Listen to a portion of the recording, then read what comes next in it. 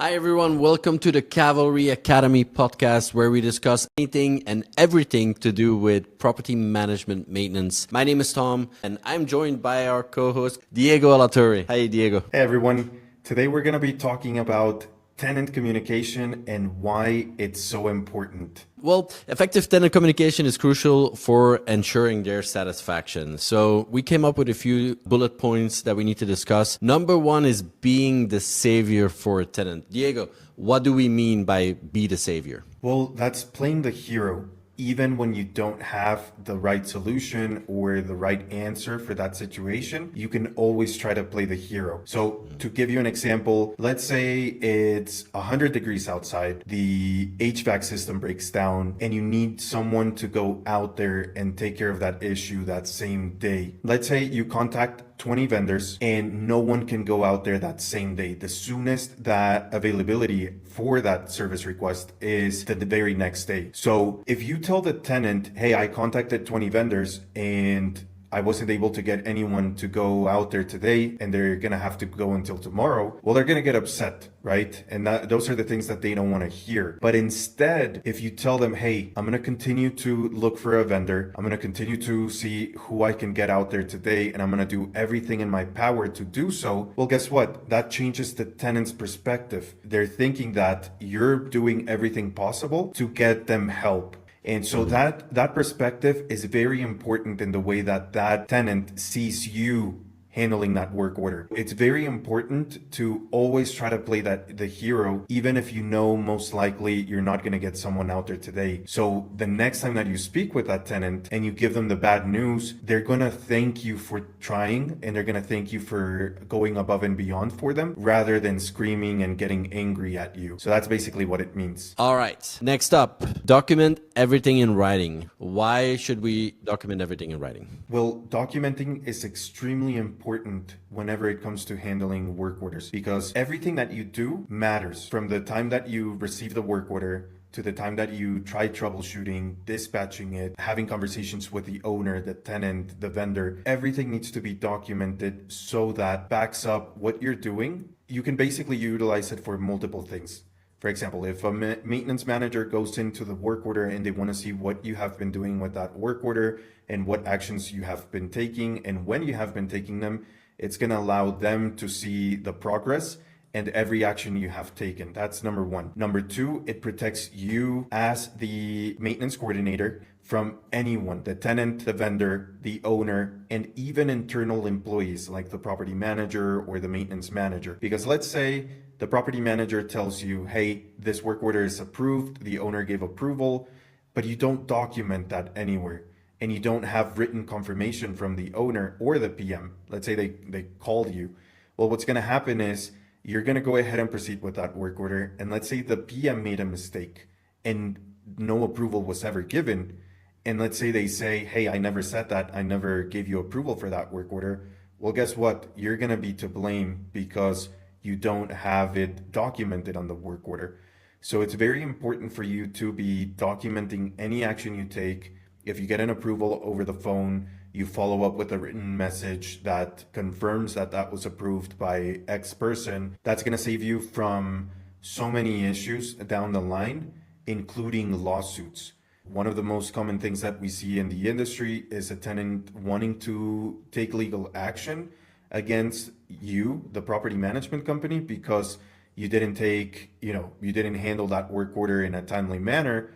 That's according to them. But if you can document and you can back up every action that you have taken and everything you have done to try to address that issue in a timely manner, that's going to protect you from most likely losing that lawsuit. All right, next up, setting the right expectations. I touched upon it very briefly in under being the savior, but why is it so important, Diego? And what does it mean to set the right expectations? Well, it's basically giving guidelines of what's going to happen. So for example, let's say you dispatch a vendor to fix a garbage disposal. Well, it's important to let the tenant know that that vendor is going to call them or text them to reach out and schedule that appointment with them. So for them to be on the lookout for that phone call or text, and letting them know that most likely they'll be reaching out today or tomorrow. so that they're not waiting for the vendor to contact them that same day. And if it's a weekend, that could also mean they might go until Monday. So just giving that heads up in those particular scenarios is going to hinder that tenant from getting upset if someone doesn't go that same day, because sometimes their expectations are very different from your expectations and your processes. I really like what you said there. Their expectations are most likely not aligned with what you would expect. And that's just because you do this on a daily basis, right? It might be the first time they work with a property management company or whatnot. So yeah, it's very true. Setting the right expectations and making sure that they're set correctly. All right, Yeah, next up, exactly. we have enhancing the tenant experience. What do we mean by that? So that basically means making their day a little bit better. You're dealing with a situation where the tenant is submitting a service request because something broke down in their home. They're already upset that they're having to deal with that situation. For example, the dishwasher's not working. Well, now they can't wash their dishes using the dishwasher. They're gonna have to do it by hand. So let's use that scenario. If you just tell them, hey, I'm gonna dispatch someone, I'll get this taken care of, but you don't go above and beyond with the words that you use to make them feel a little bit better, about the service that you're providing, well, they're going to be very dry with you, and their perspective of you might not change. But if you use friendly words, if you try to build a rapport with them, and you try to make their day a little bit better by giving, cute remarks, such as maybe putting an emoji, or maybe making a funny joke to ease the situation a little bit more. Those little things go a long way, because that tenant is going to see the situation in a different point of view, and they're going to think that they have someone that's on their side, that's a friend trying to assist them get through this as best as you possibly can. So they're going to be happier throughout the process. And you would be surprised by how that impacts getting positive Google reviews, getting positive tenant ratings, and potentially getting appraisal within your company. It's a part of our company values for a reason, right? Make people's days better. That's one of our core values. And it can be as simple as like, hey, how are you today? A very friendly tone or a joke left and right. That does make people's days better. As small as it seems, it really has an effect on people's days. Because the opposite is also true. If you're rude to people, now you're affecting their days in a negative way. So that also means if you're very friendly to people, you're affecting their day in a positive way. And they are most likely to start being friendly to other people as well and enjoy that happiness. Next up, soliciting feedback. What do we mean by that, Diego?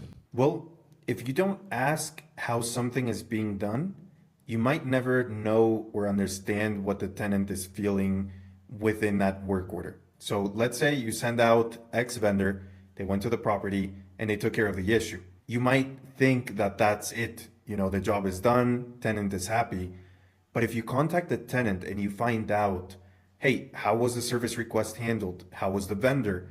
Did we do a good job? Was it fast enough for you? Whenever you do those type of things, you're going to get different answers.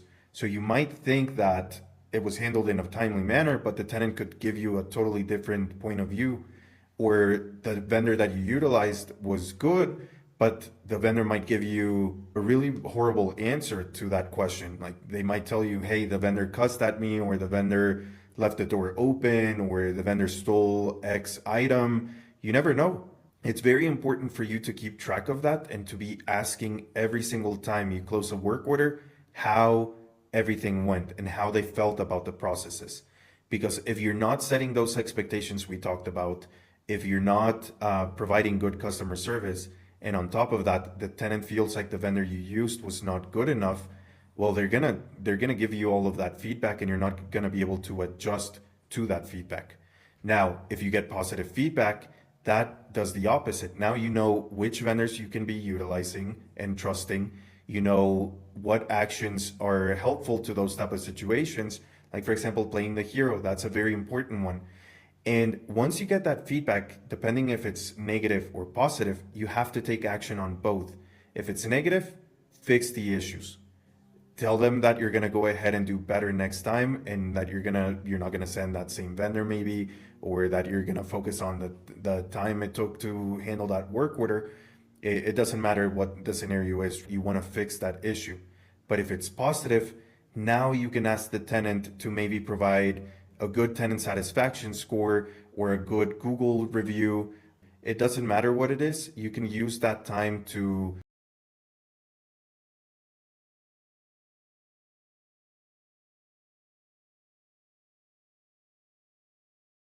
Yeah, I completely agree with everything you said. And also, I feel like it closes the loop.